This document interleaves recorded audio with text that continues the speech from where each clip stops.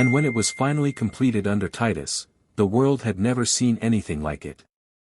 Over 50,000 people could sit inside. 50,000 voices. 50,000 hearts beating as one. 50,000 spectators hungry for entertainment. But this wasn't ordinary entertainment. This was blood. This was survival. This was death. The opening games lasted for 100 days. Imagine that. 100 days of continuous spectacle. Animals from across the empire, lions, tigers, elephants, were brought into the arena. Gladiators fought not just each other, but wild beasts. Prisoners faced unimaginable fates. And the crowd? They cheered. They roared. They demanded more. Because in Rome, power wasn't just shown through conquest, it was displayed through control over life and death. Gladiators became legends. Some were slaves forced into battle. Others volunteered, chasing fame and fortune. Every time they stepped into the arena, they knew one thing. They might not walk out alive. The sand beneath their feet was not just sand. It was soaked in blood. Every drop told a story. Every scar was a memory. And yet, the people loved it. The Colosseum became the heart of Rome. A place where emperors gained favor.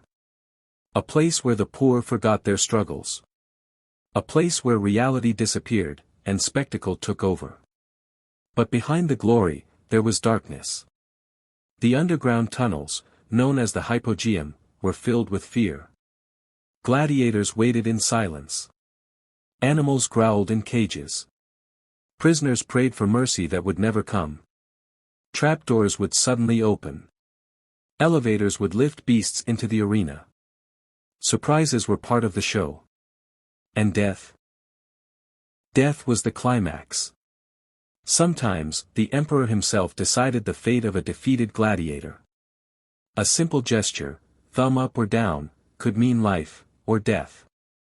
Imagine the silence in that moment. The entire crowd waiting. Watching. Judging. And then. The decision. This was not just entertainment. This was control. Control over people. Control over fear. Control over life itself. For centuries, the Colosseum stood as a symbol of Rome's greatness. It witnessed victories. It witnessed tragedies. It witnessed humanity at its most powerful, and its most brutal.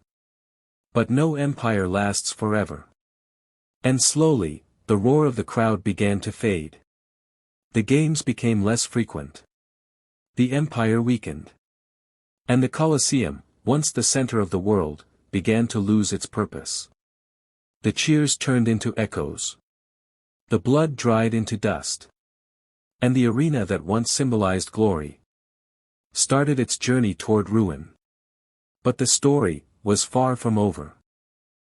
Because sometimes, the most powerful stories are not about rise, but about the fall.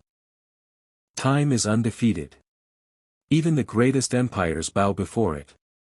As the Roman Empire began to decline, so did the Colosseum.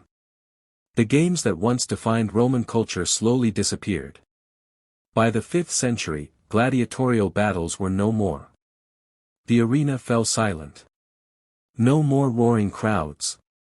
No more clashing swords. No more life or death moments. Just emptiness. The Colosseum, once alive with energy, now stood still. Abandoned. Forgotten. But the damage didn't stop there. Earthquakes struck Rome. Massive tremors shook the structure. Walls collapsed. Stones cracked. Sections of the Colosseum fell apart, piece by piece. But perhaps the greatest destruction didn't come from nature. It came from humans. The same people who once celebrated the Colosseum began to dismantle it. Stone by stone, the monument was taken apart. Its materials were used to build houses, churches, and other structures across Rome. Imagine that. The greatest arena in the world, reduced to a quarry. Its glory, reused. Its history, scattered. For centuries, the Colosseum was neglected. Grass grew where warriors once stood. Silence replaced the roar of the crowd. The arena became a shadow of its former self. But even in ruin, it refused to disappear. Because some things are too powerful to be forgotten. Over time, people began to see the Colosseum differently. Not as a place of entertainment. But as a symbol. A reminder. A warning. It stood as proof of what humans are capable of. Both greatness and cruelty. Tourists started to return. Historians studied its past. Restoration efforts began. Slowly, the Colosseum was brought back, not to its former glory, but to preserve its story. Today, millions of people visit it every year. They walk through its arches. They stand where gladiators once stood. They look at the ruins, and imagine the past. But what they see is only the surface. Because beneath the broken walls lies a deeper truth. The Colosseum is not just about Rome. It's about humanity. It's about our desire for power. Our hunger for spectacle. Our ability to build something magnificent. And then destroy it. From glory to ruins. The Colosseum tells a story that never truly ends. Because even today, in different forms, the same human nature exists. The need for entertainment. The fascination with conflict. The attraction to power. History doesn't just live in books. It lives in places like this. And if we listen closely, the Colosseum still speaks. Not with noise, but with silence.